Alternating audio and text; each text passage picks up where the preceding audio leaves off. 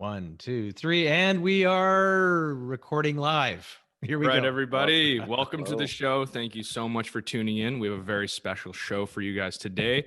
Two amazing guests, a father-son duo, starting with an entrepreneur, an environmentalist, and philanthropist with over 30 years of sales and marketing success. He has also played 8 years in the Canadian Football League, winning 2 Grey Cup championships. Oh, yeah. Yeah. And a co-founder of Kind Human Solutions, Trevor Bowles. Nice. And we also have, and also his son, also co-founder of Kind Human Solutions, a social enterprise focused on reducing harmful toxic plastics, ending up in our oceans and empowering individuals with the knowledge to protect themselves with practical solution. Tyler Bowles as well. Tyler Bowles in the house. Hey, how you guys? Thank you So much for coming. much. Thank you so much for being here. Thanks for having us. Fantastic. Well, this is awesome. This is awesome. This is a great crew, and it's really cool because we got 2 father-son duos going here. I know. There you go. Symbiotic in purpose too. Symbiotic purpose. Yeah, there you go. That's right.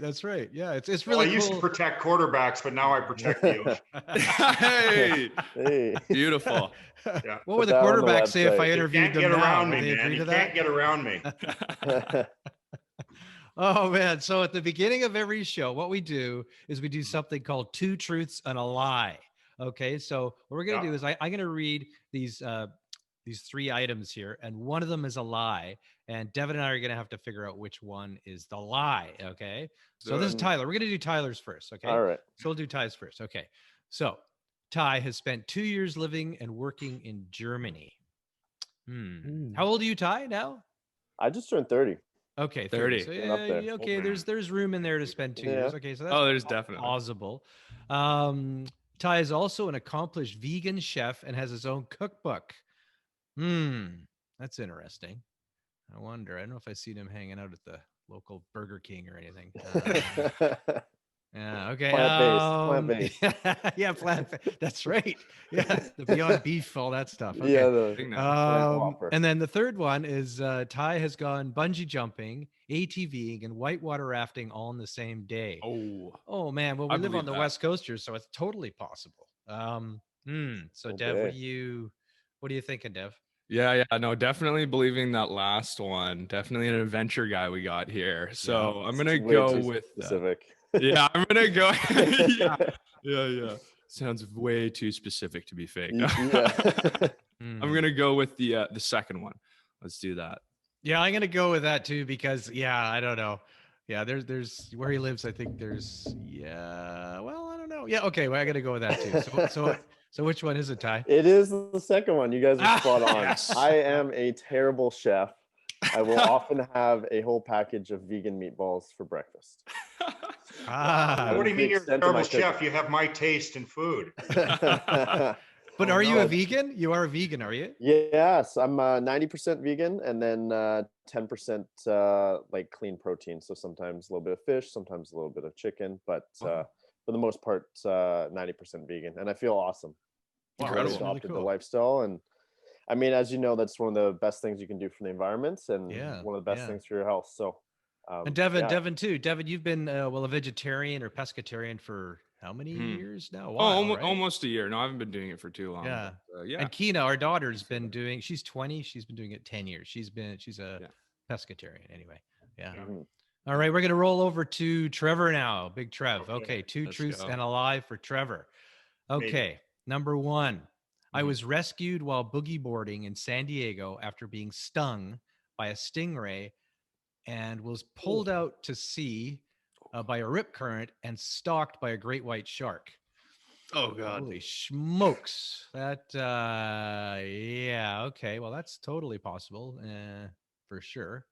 Next one. I spent 10 years in bed. Holy smokes. So 10 years in bed, that's longer than John Lennon and Brian Wilson all together. You got to have gold. That's hilarious. I don't know if that's hilarious. That isn't hilarious. I don't know. It depends on why you're in bed. And then the third one, on a little bit more of a serious note, I am a recovering addict. Oh, man. Tough ones. Those are really tough. Holy smokes. Well, let's see. So, Dev, what do you... Holy smokes. So, I know you had some injuries. So spending time in bed sounds like, boogie boarding, great white sharks. Oh man, or being an addict, man. Like, I don't know. It seems all like good, kind of the right? territory when you're Yeah. a football star, right? So let's go with the first one. Sounds very specific, but you know what? Let's go with the first one. Yeah, There's a lot of elements I'm in that gonna one. go because I know, but I know Trev's history and the Mm-hmm. football and being injured, and then yeah, I mean, if you're in a lot of pain, possibly taking things to numb the pain, you could get addicted to it for sure, absolutely. And I say the Great White or the boogie boarding accident as well, or whatever you got pulled out to sea. Yeah, number one. What are you thinking? Well, yeah, that's a lie. Yeah. Oh, that's a lie. It's got some truth in it. Well, you know what? I got this from you, and I saw it. I stung by a stingray and pulled out to sea and stalked by a great white shark. And I put the great white in the end there because that is true, and you didn't even know it. I lived in San Diego or California for 7 years. Right. And we were in San Diego. I had my brother and another friend with us, and it's a partial truth. And it was, the sea was angry that day, my friends. Yeah. And yeah. I was out boogie boarding in between. The lifeguard told me to go between these two beacons, and we're stay with your feet on the ground. Well, the best waves were breaking out, as you guys know. You're all surfers. Yeah. It was a little further, so I'm going to my brother. Come on, it's great out here. It's great. So there was like one little wave, and I couldn't touch my feet. Then there was two little waves, and before I know it, I am pulled out to sea, and the whole beach, my family on the beach stand up. You got the lifeguards going, "Lone boogie boarder, stay on your board. We're coming to get you." Oh man! I go, oh God! And it was incredible how fast I was getting pulled out. And then they said, "Swim north." I said, "Swim? That's a good idea." So I started swimming. And the lifeguard was just getting to me, and I caught the most perfect break right over his head. He was right on my feet. He never technically touched me. And it was my friend who got hit by the stingray. So, oh my God, yeah. With respect to bed, I got Lyme disease, misdiagnosed Lyme disease, along with my spinal problems. I'm awaiting surgery right now, so I'm still laid up. Yeah. But I spent a full decade with misdiagnosed chronic Lyme disease. It caused also internal injuries. Injuries and then the last one, addict. Yeah. I was an addict. Yeah. I was an addict to capitalism, and now I'm a recovering capitalist. Okay. Yeah, my there you go. side, my middle way. Just twisted all of those stories in there. It's kind of like yin yang, right? Yeah. Namaste, motherfuckers. Yeah. Still gotta have an edge, man. Still gotta have an edge. Oh, I gotta say that. So Trev, I mean, I've known Trev a long time, and like way back, this is probably at least 25 years ago. I was having a really hard time in business and whatnot. And Trev had just retired from the Canadian Football League after getting 2 Grey Cup rings, right? And played in 2. And or played in 2, and you so you got the 1 ring and you played in 2. That's cool. Yep. But I learned more from the loss, believe me. Yeah, we always do. Exactly, we learn from our losses, right? And you'd come out and you were you're in business and you're insurance for a while, and you saw that I was struggling. You saw that I was really having a hard time because we all had really young families at the time, and I was flying all over the world, not spending much time with them. And you had joined a group called the Young Entrepreneurs Organization back then. Yeah. And you said, Nigel, this is great. It's peer groups, and you should come with me to a meeting. And I'm like, absolutely no. I don't have time for this type of stuff. I'm young. I've got all these. I got young kids, and I have no time. I'm trying to build a business, and my business is chaos. I'm living, on the edge right now. I haven't got time to go to anything like this. And you literally grabbed me. Trev's a big guy. He's a big. I don't know how big you were then. 300 pounds or something like that. Big lineman. 320, and I'm 155, 60 pounds at that time. So he literally grabs me and takes me to one of these meetings. And it was probably one of the best. It wasn't even a decision. I was forced to go. One of the best things that ever happened to me, because I joined this peer group, and it led from one thing to another in my life and my whole family's life. has been built on really because we joined that group.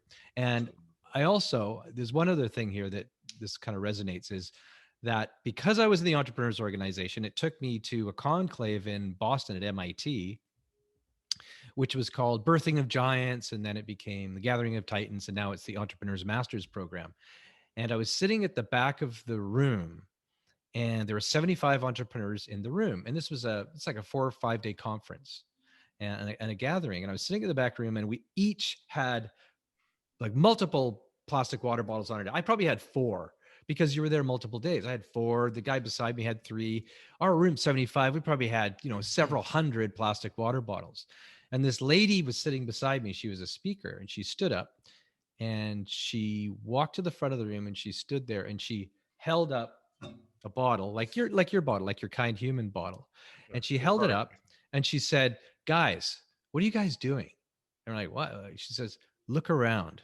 And we all looked around like, well, I don't know. We didn't see anything. Said, "Look at all the plastic water bottles on your desks. All those are going to end up in a landfill." And this was in 2009. And she said, "I've been using a reusable water bottle for a year now. And do you realize how many water bottles that's taken out of landfills?" And the thing for me was, I just didn't know any better. I didn't know any better. And then from that day on, I've got a bottle, I've had a reusable bottle forever, and our family does, and almost everybody I know. And I have a reusable one when I go to a coffee shop. I get it filled with coffee. Yeah.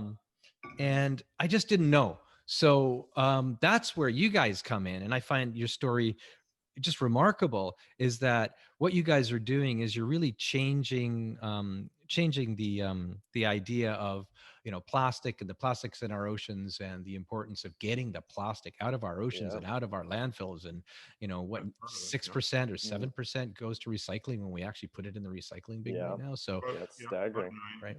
Yeah. So I rambled on a little bit, but I really wanted to share the story on how Trevor, and you guys have been such an amazing piece of my life and our life for our family, and really helped me down that path. And that's awesome. Well, you're saying, we're trying to change consumer habits, right? Yeah. You went through 3 to 5 bottles a day, times that by a year, times that by 25 years. Yeah. The amounts can be staggering, right? Yeah. But there's the amount that goes to the landfill. That's one thing. The other component that we're trying to bring awareness to is how bad plastic is for you. You're drinking out of it every day. Yeah. And even if it's not BPA, there's all these other chemicals now that they've just switched the chemical composition to BPS, BPF, phthalates, EAs, and those can change your endocrine system, and you can pass that to your children. So you need to educate people on protecting your health, your family's health, and the health of the planet. So that's where we're all about, is realistic tools to give people to change their habits and make an easy choice. It's easy to switch to this. It's hard to say no to plastic packaging for the rest of your life. This is an easy change that makes a real difference. So how did you guys get into that? Because Trevor, football, into business, capitalist, like you said, and Tyler, you were, business guy, Sauder Business School at UBC, did extremely well there. How did you guys come out of that and, go from the, our capitalistic, mindset into doing what you're doing now and trying to help and make our world, it's a bit of a cliche, make our world a better place? I'll say I've always been inspired by my children, and in this case they inspired me as well. So the kind of origin story started with Tyler and my other son Max, who are both surfers and world travelers. And we were in Nicaragua and Costa Rica there, because when I heard these stories from Tyler and Max about Latin America and the amount of garbage and the lack of facilities they have for handling their trash, it was horrible. So it's just sickening, the burning plastic everywhere. Seeing the wildlife, the beautiful wildlife commingled with this. It's just disgusting. I mean, a little story, I was in Nicaragua with my buddy, and they totally sold us on this ATV. They're like, you need an ATV to go see the tortugas at night. And so it's me and my buddy at 9 p.m. and we drive 2 hours through the jungle to a remote beach. 2 gringos, no cell service, just going. And we show up and there's armed militia, and we're like, Tortugas? And they're like, yeah, here, $10, go over there. So we're in the middle of nowhere at moonlight. Of course, there's no turtles on this beach. We drove 2 hours through the jungle, popped a tire, the whole thing. But there's plastic on the beach. We were just disgusted. Like, I know. Yeah, so I brought that home to my dad and my brother. He wants to build a like a hostel in South America. Like we were considering plastic blocks. That's your brother Max. Max is considering doing that. Yeah. So we I took our traveling and brought it home and discussed it with my dad here. Yeah, well, it's interesting because we had a similar experience. Our family, we took a year and we did what you call the endless summer. We tried to do an endless summer of 2014, 2015, and we traveled the world with our surfboards, and we were like you guys. You see in magazines or on Instagram these beautiful surf spots. Uluwatu in Indonesia, and down south of Rio de Janeiro in Brazil, all over, and we were hitting all these spots. But what we found, hey Devon, is that we would go. I mean, when we got out, we'd go out and we would see. Dev, what do we see there? Yeah, no, it's a similar to what you're saying, Ty. Is like we would go down to the beach and it would just be ridiculous amounts of garbage. And I've said this before in the other podcast, but it would just be like everyone threw their garbage to the side of the road, and then when the monsoons and the rain came, it just washed it all down to the beach, and then basically you'd be surfing in it for however many days, and then lots of the plastic that did make it to the beach, they would have people come up and clean it before people would get down there. So everyone would be like, "Oh, the beaches are super clean." Yeah. Although, but if you go a little farther down the beach where it hasn't been cleaned, and to be completely honest, if you don't know where your next meal is coming from, you don't really care where you throw your Coke bottle. You know what I mean?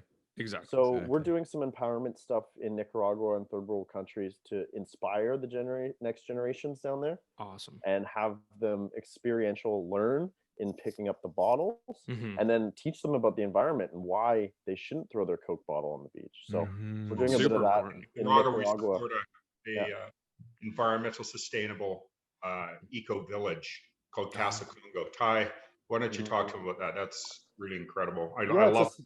Does my heart really well. Sustainability school. They have about 30 or 40 kids that come to the school. It's kind of like an after school program to keep them out of trouble and educate them on. And this is in Nicaragua, or where are we? Yeah, in Nicaragua. Wow. And they do turtle conservation, which we sponsor as well. We sent some bottles down there. There's some photos on our website with the kids, with the bottles and their t-shirts. Yeah. And they've cleaned up like over 1,000 pounds down there. Just oh my gosh, on one beach. So there's a huge demand there. And then also, in our backyard, we think of it as pristine, but there's some really big problem areas on the west coast of BC that we're trying to tackle as well. There is, yeah. We do some work. Well, actually, after our trip, Devon, myself, and our family, we were so pissed off by the amount of garbage in our oceans that we created this app, and you guys know about it. It's called True Beach, where you're able to report the true condition of the ocean. So you go to the beach, you post a picture and a review. And so we've been working like you guys with groups like Surfrider Foundation, the Ocean Legacy. And so I had Lily Woodbury on our show here last week from Surfrider Pacific Rim. And I first met her a few years ago, and she showed us photographs of the broken islands off Tofino or Ucluelet, and then other islands further out. And there was garbage and trash that was 6 feet deep. And they were cleaning it with barges and volunteers. Absolutely mind-boggling. It's just that people don't know about this stuff, and I think you're so right. It's education. It's education all the way back. And that's what I see you guys doing is I think is, starting with the kids and the people. And so, tell us a little bit more about this Nicaragua there. That sounds fantastic. Yeah, well, so basically we've been sponsoring cleanups down there, and then also turtle conservation. Yeah. And we do want to get down there soon, but they had a massive flood down there. Oh yeah. Which is, the community was devastated, and it was iota. And we sent some donations down there as well to help rebuild the community. But they actually built their school in a sustainable way, which I thought was interesting with the foliage. And they were one of the few buildings standing after that monsoon. So they protected themselves with the natural environment. I thought that was really interesting. Yeah. So yeah, that's one of our partners there. And then we're doing some wildlife conservation with Project Seahorse at UBC. So we're donating to them for seahorse conservation, and then getting involved with whale and dolphin conservation here in BC as well. So, and you're also doing beach cleanups here in BC too, aren't you? Yeah. Maybe I can talk to that. Yeah, go sure. Yeah. Let me back up for a second. When we're looking at solutions is in our name, right? Yeah. When we're looking at solutions in this problem, and plastic is ubiquitous, it's everywhere. It's the bottom of the sea. Only 5% are in those 5 ocean gyres we talk about, right?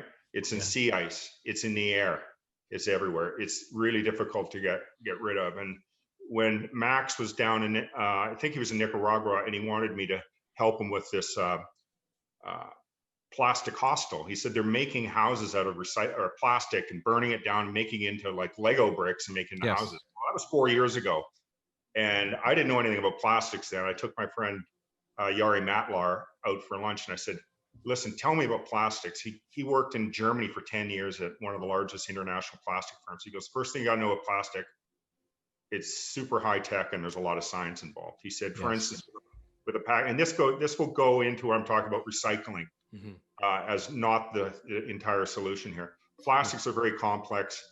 In a piece of when you buy a meat at the grocery store, for instance, he said there might be 7 layers of different plastics in there, all specially designed for the meat, different for fish. So when you go to, it's got all these different layers to keep the food fresh. And sometimes that's a good thing. But when you go to recycle those things, it doesn't happen. Right. And you find out when I live and breathe, my passion is now plastic and understanding the toxicity of plastic and where it comes from. So as we know, that plastic sometimes gets littered. Sometimes, in local here, it gets off to the dump, comes off and goes on there, and then it gets thrown off ships. It's fishing gear is the number one thing that people don't talk about a lot. Yeah. We have ghost nets. Yeah. Every kilometer is a ghost fishing net. We'd love next summer to be, so our plan is to try to go out and do some cleanup out there. But it breaks down into macro and then micro nano plastics. And probably one of the most disturbing things for me about plastics in the ocean is that plastics, I believe, has a positive charge or a negative charge, and heavy metals have a negative, and they bind. Fish eat the plastic.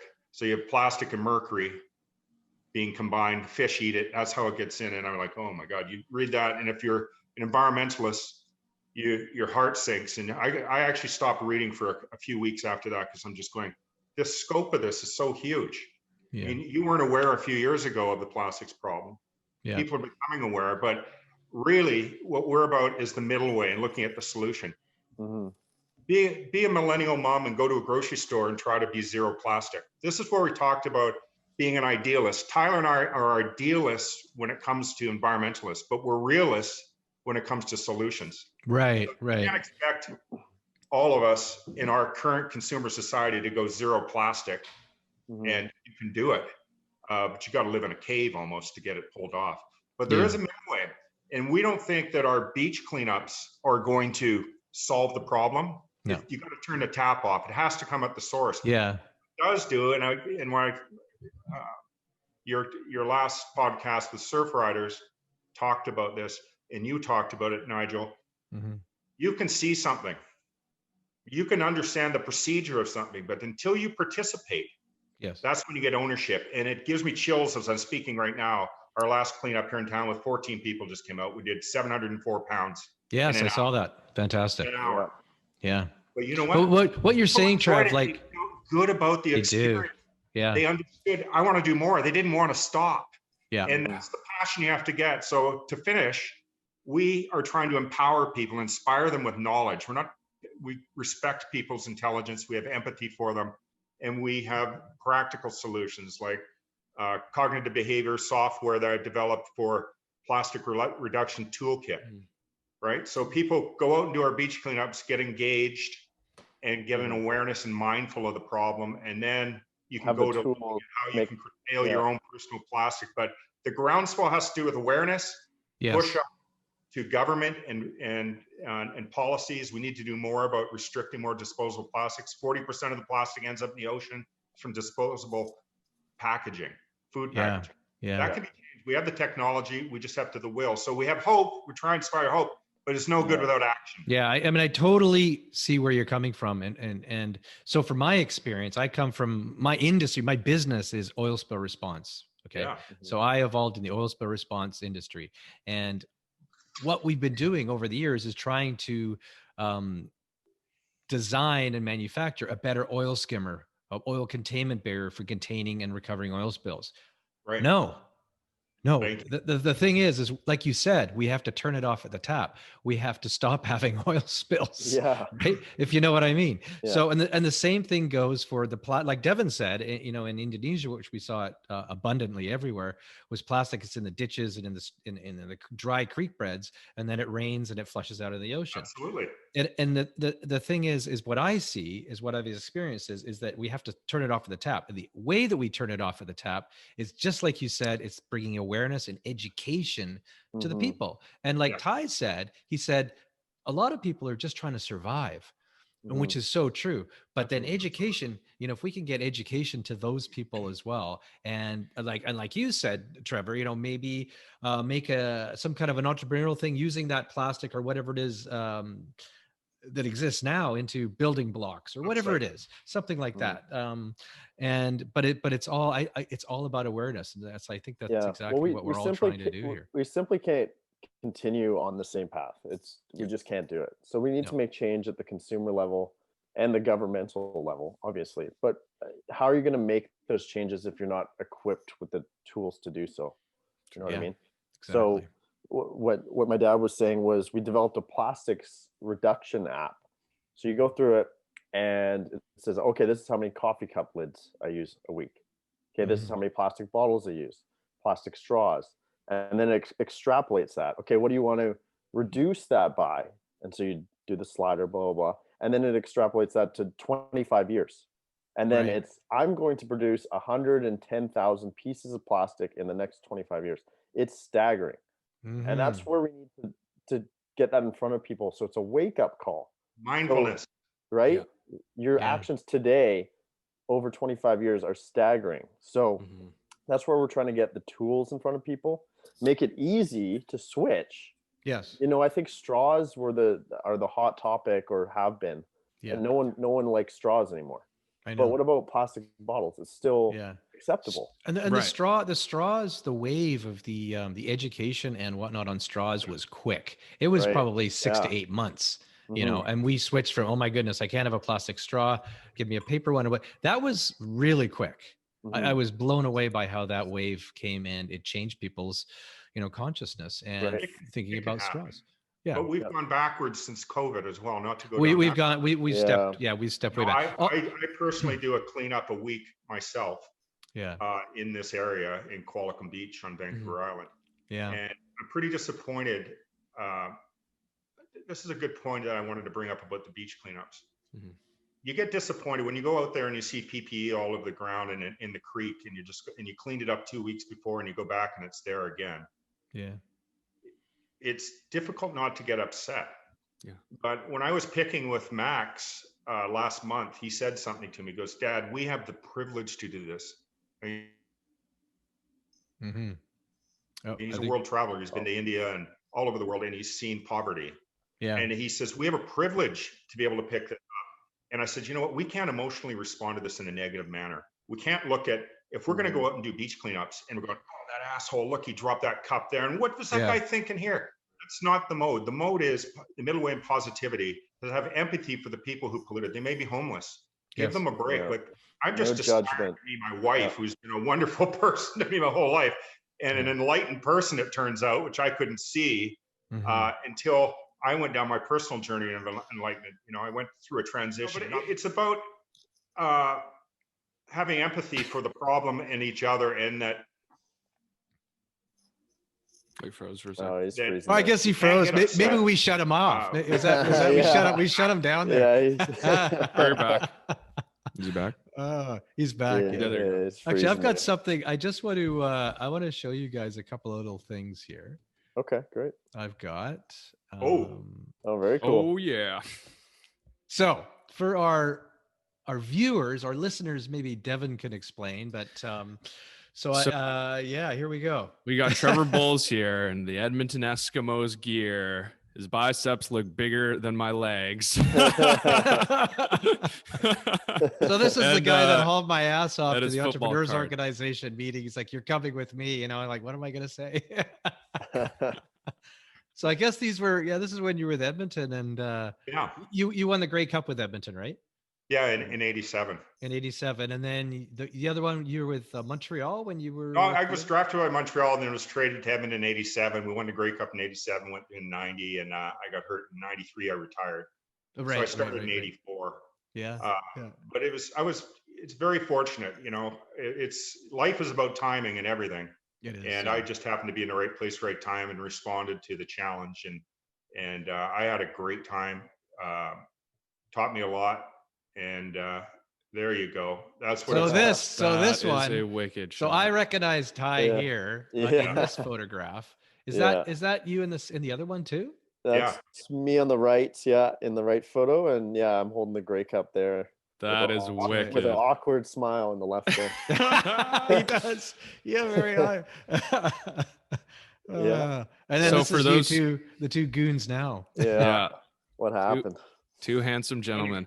You copied my arm cross there. What's going on there? We're just going back. Oh, yeah. So for those who are listening at home, we have the Bulls family around the Grey Cup here. When Max and Tyler about, what do you guys like?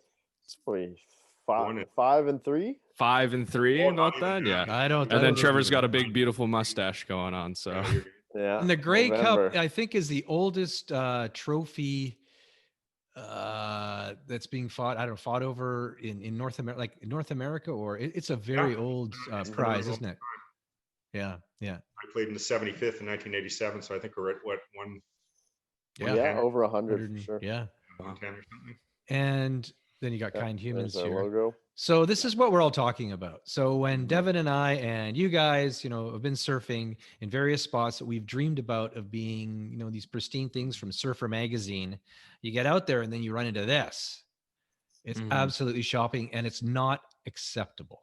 It's not acceptable. Yeah. So we've pulled this picture before, but for those who are listening, this is basically a guy who's pretty much locked in a barrel, surfing a big wave, and over top of his head is just completely covered in garbage. And this is real. Like I've surfed in this. I'm sure maybe you guys have as well, but we were surfing, and you come up, you duck dive a wave, you come up, and there's plastic and garbage in your mouth. So this is maybe even more garbage than is shown in this photo. Absolutely shocking. Disgusting. And because of this, we formed this this group called True Beach, where we have our app where you're able to post and share the true conditions of the oceans. And now we have some of the Kind Human beach cleanups here. Yeah. So is that in Nicaragua in the top left there, you guys? That is, yeah. So we sent some bottles down and some T-shirts, and they've been doing a great job down there. So that one's in Nicaragua. The lower left is just on Sunset Beach there in Vancouver. We have a group in the Philippines that is getting going, doing some work for us down there, and then a group in California as well. So we're expanding slowly but surely. Let me speak to the beach cleanup again there, Nige, please. Yeah. So there's another one. We developed, like a lot of NGOs, we're a for-profit company. I mean, we're sustainable. So we have to be environmentally sustainable, and it's aspirational. We're trying to be. We're on a path that guides our decisions, which is powerful. We need to be economically viable, and we have to have social license. Right. And the economic viability is important for us to be able to do this work. So we're not about profit maximization. We're about solving the problems. Now, when we did beach cleanups before, we designed beach cleanups that are now protocol for WorkSafe BC and for COVID. That can be done, but we've gone away from that at this point, and we've developed a solo beach cleanup so that you got a protocol. You can go to our website, download this solo beach cleanup, then you download your information and pictures on social media and track it. And you can multiple, it gives you a little couple pages and multiple, you can bring multiple people into the solo as long as you're socially distant. So it just gives the ability to. So we've turned it into, for my football days, I had to do this. I turned it into a competition. So we call it our Kind Human Solution Beach Cleanup Games. So we have monthly prizes that give away for the most picked up, like we do at our normal beach club, but solo beach cleanups you can do all over the world. Use the app, get your data in, and then at the end of the month we give out prizes. And they're not just bottles. Actually, at the last beach cleanup we gave a pad away, so they're pretty good prizes. So we're just trying to inspire people to go out. And it's a workout, man. I mean, I'm waiting for spinal surgery. I can do it with the grippers. I can't do it for very long, but it is a workout. So I'm trying to make it a community thing that we can all get inspired and go out and have some fun in these times safely, but also do some good work, and it's good for your heart in new ways. I think it's absolutely fantastic, because you know what we were saying before is that volunteering is there's something magical about volunteering, and I honestly believe that everybody wants to help in some kind of way. I really believe that. I believe everybody, but we just don't know where to start. We just don't know where to start. It's like we're stuck. We don't know where to start. So something, and I've found, just personally, I think giving a check is amazing. It's great. If you can give a check to an organization, phenomenal. If you can volunteer and give of yourself, is fantastic. But to give as a family, to go out and do a little bit of volunteer work, I don't think there's anything more powerful, or anything that's been more powerful. I mean, we do it in two ways. We have, if you buy a bottle, we pick up a pound of trash for you, beach trash for you, if you're not able to. If you want to participate, then you can come out. But I totally agree. I'm totally sold that you have to participate to get ownership in the problem. And I think it's really inspiring for people to do that. So if we can get people out on the solo cleanups and get families involved with a purpose, if you're going to go to the beach anyway, there's you got to go off the beaten path. Here's another thing about our garbage here in Canada anyway, on Vancouver Island. The places that people go all the time, you don't see the garbage, right? Sorry, I clicked. It's where you get off the beaten path on the West Coast. Sorry. Or go down to the river, whatever. Good video. I like it. I couldn't turn it off. I got it. Oh, it's awesome. Not sorry. So I got stuck. I was cutting Trevor out. Sorry. Go ahead, Trev. Oh no, that's all I had to say. You're talking about garbage in Canada. Well, you're seeing on the upper left-hand corner, that was 700 pounds we picked up in Park in an hour. And lower right is our group in Nicaragua at Casa Congo. They do phenomenal work, and as you can see, they're involving the whole family there. So we aim to address that question, Nigel. Just how do I get involved? What are the first steps? Exactly. I remember our first beach cleanup in English Bay. I think we had 4 or 5 people. Yeah. And the next one was 14. And the one after that was 30. And so if people want to get involved with you guys, how do they, I mean, I know all your contact information is going to be at the end of this, but how do they, I guess, do you have a website they can check into and see if you're doing a beach cleanup, and they can volunteer? So you can check out our social media at Kind Human Solutions on Instagram and Kind Human Solutions on Facebook. Message us on those platforms or message us through the website. We'd be happy to get you on the Kind Humans ambassador list. We welcome anyone and everyone, and you'll be the first to know about our latest cleanups. And we're promoting the solo cleanups right now, but we hope to get the group cleanups going once COVID guidelines are lifted. So we'd love to have you at a cleanup if you're in BC. We also have ones around the world as well. So just that's fantastic. Yeah, we're planning them all over now. I'm just going to click through, so just bear with this. It's going to play this video again, I think. Let's see your beautiful face. Great photo. Yeah, it's a great... Little Kind Humans ads that Nigel made. Little shout out. Who's that hippie? Who's that hippie up in the mountains? The headband. And then Reiko, my wife, or Devon's mom. Yeah, we were actually Kina, our daughter there. She took us up to Rainbow Lake, way high up above Whistler, and it was absolutely stunning up there in the summer. I actually use this bottle. I do a lot of backcountry skiing, and it fits in my pack because it's a nice big bottle for a lot of water in it. And I take it backcountry skiing, and it keeps my water. The nice thing is, when I go backcountry skiing, it keeps my water warm inside, so it doesn't freeze. That's the key. People don't realize that your water doesn't freeze. If you take a Camelback or whatever you want skiing, it freezes up the whole tube. So if you have something like this, it doesn't. Here's the trick. I So designed that bottle, Nige, and the trick is it's double insulated, but it has a copper layer in it. Yeah. And that's the kicker. I mean, this is not an exaggeration. I've got the video and pictures to show it. You can put ice in one of those bottles and leave it. Oh, I know. Oh, I know. 3 days later, Yeah. and it's going to be half full of ice. I mean, you can go 4 days with ice and hot. You put in hot in the morning, 12 hours later. We do tests all the time with us and our competitors. It's a performance bottle. Well, Devon and I have been doing these these Wim Hof ice water plunges, and we had one of our guests. His name's Daniel Fox. He came here. He's an adventurist. He came to our house on Sunday, social distance, of course, and we did a plunge into Lynn Creek. Right, we were there. We were in there for like 12 minutes doing this breathing. But I took one of your bottles. I put it with hot water in it. I wanted to create a hot water ball, right? So I take it down there, and I filled it up like 3 hours before with this hot water, so it'd be nice and kind of not scalding. Well, then I get out of the water and I'm red. I've been in, like, I'm so cold. And I open up the bottle and I almost burned myself. Burn his face off. It was still so hot. It's incredible. It just held it. It's the copper lining. And what you were saying, it doesn't freeze. Yeah. Because it's got that gap in there. But we were talking to a woman and she didn't care really about the plastic cleanup or the conservation. And she's like, well, I guess I could take kayaking. And I was like, yeah, you throw it in the water, it floats. You know, she's like, it floats? I want one. Like, we didn't know what the selling points were. And for you, it didn't freeze. That's a cool learning for us. So that's awesome. Hey, Dev, I was wondering, do you have a question for Yes, these guys, absolutely. I do. Yes. Trevor, I got a question for you. So let's go to like a younger version of yourself. Let's say living in kind of today's age. What would be like your main point, your big moments that like the big influential moments in your life, or so what you would teach a younger version of yourself pretty much?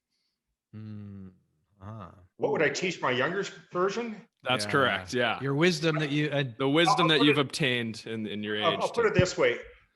I wouldn't teach him if I wanted my younger person to be a professional football player, I wouldn't say a word to him. When I got drafted, I went in and it was over my head. I've never played pro, but you got to fake it till you make it sometimes. You got to bullshit yourself into your own confidence, but you eventually have to earn it.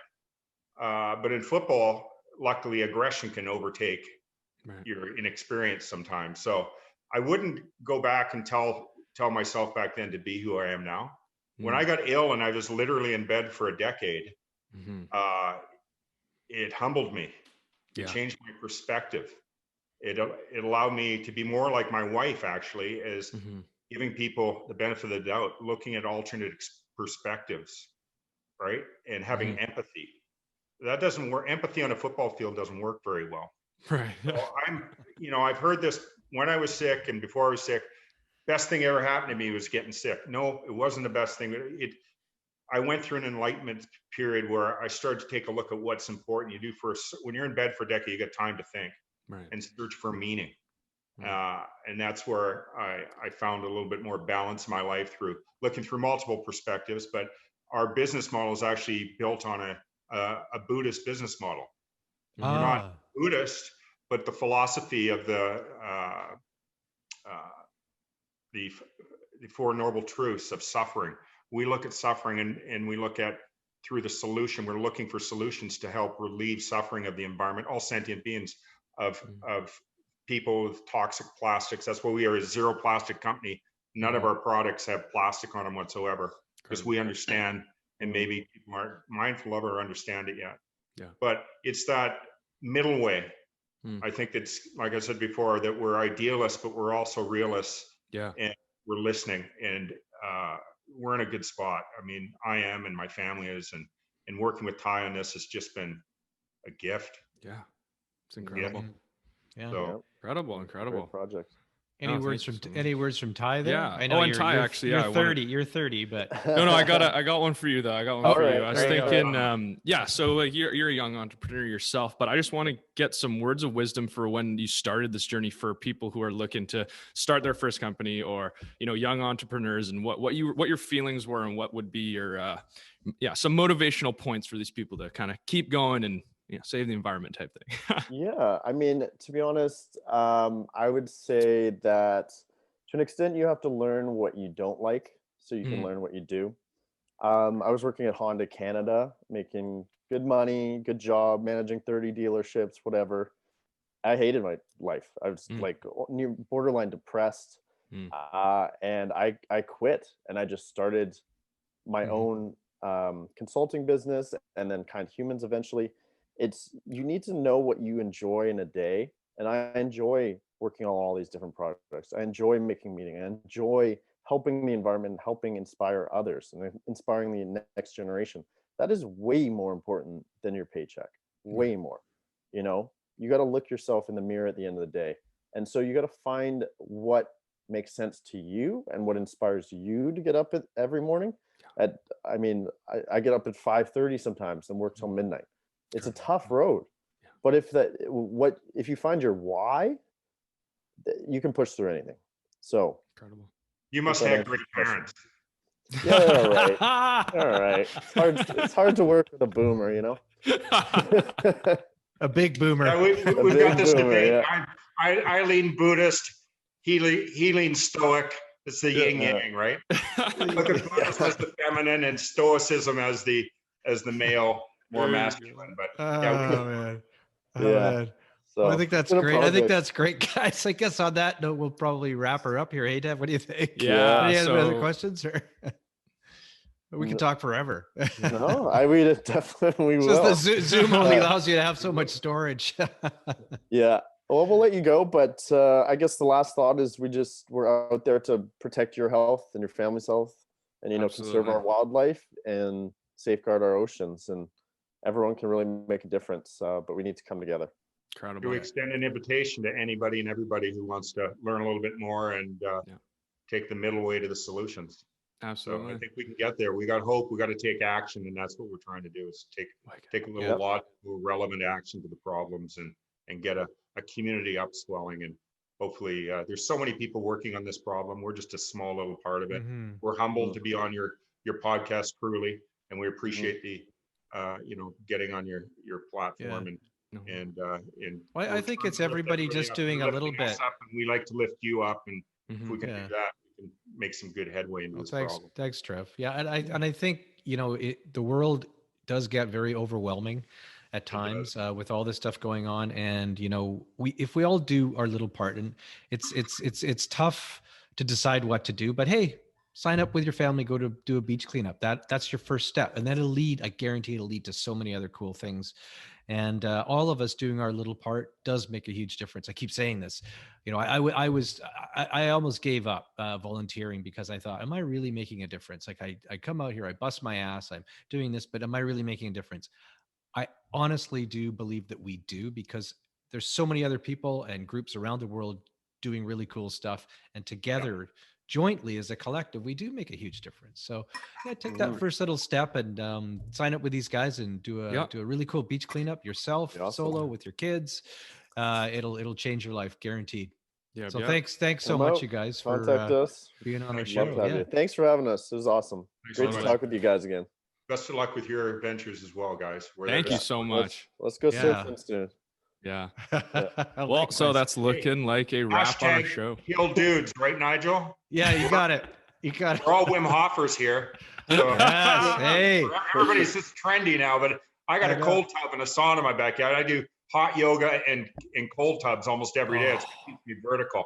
And I just love it. I've only been doing it for 3 months, and I'm telling you, it's it's changed my life. Like my blood pressure's down. I got into this routine of doing it. I feel like $1 million. In fact, I'm gonna do a workout, and I'm gonna go do it right now after this. Awesome. Enjoy. Enjoy. Right. We're getting to the end of our show here. So thank you all so much for tuning in. Thank you guys, Trevor, Tyler. Thank you so much for coming on the show. We're going to put all of their information in the description. And of course, pick up one of their Kind Human water bottles. You can put stickers on it. You can do whatever. You can drop it. These things are durable. Yeah. It's hot and or cold. So and then check them out on the beach cleanups. And that's pretty much it. Thank you all so much for stopping by. Thanks, Devin. Thanks, guys. Thank you. Thanks, guys. Like to say.